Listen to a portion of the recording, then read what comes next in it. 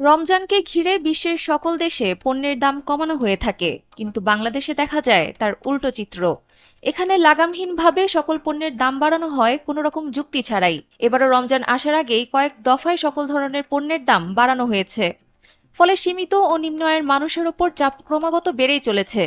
নিত্যপণ্যের দামের এমন ঊর্ধ্বগতিতে বিপাকে পড়েছে খেটে খাওয়া লোকজন। এছাড়া আসন্ন ত্রয়োদশ জাতীয় সংসদ নির্বাচন ঘিরে ক্রমেই ঊর্ধ্বমুখী হচ্ছে রাজনীতির উত্তাপের পারদ। সরকারের দায়িত্বশীল ব্যক্তি ও রাজনীতিবিদদের আলোচনায় জন্ম নিচ্ছে বিভিন্ন রকমের কৌতূহল।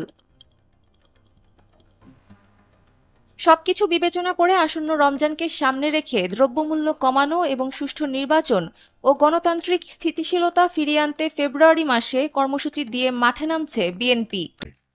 প্রথম কর্মসূচি হবে দ্রব্যমূল্য কমানোর দাবিতে।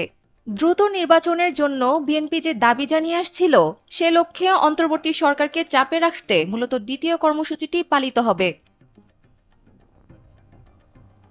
এই দুই ইস্যুতে রোজা শুরুর আগেই ঢাকাসহ দেশব্যাপী সমাবেশ করতে চায় দলটি।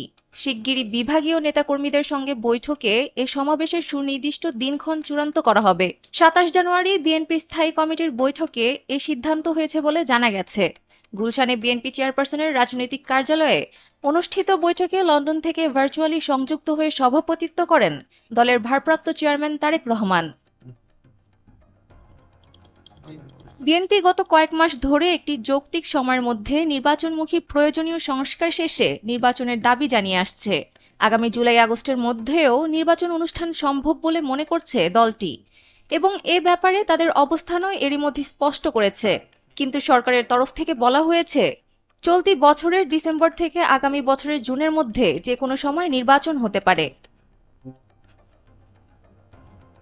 জানা গেছে, বৈঠকে ছাত্রদের জুলাই গণ-অভ্যুত্থানের ঘোষণাপত্র নিয়েও আলোচনা হয়েছে। ছাত্ররা বিএনপির কাছে ওই ঘোষণাপত্রের যে খসড়া পাঠিয়েছে, সেটা নিয়ে আলোচনা করেছেন বিএনপি নেতারা।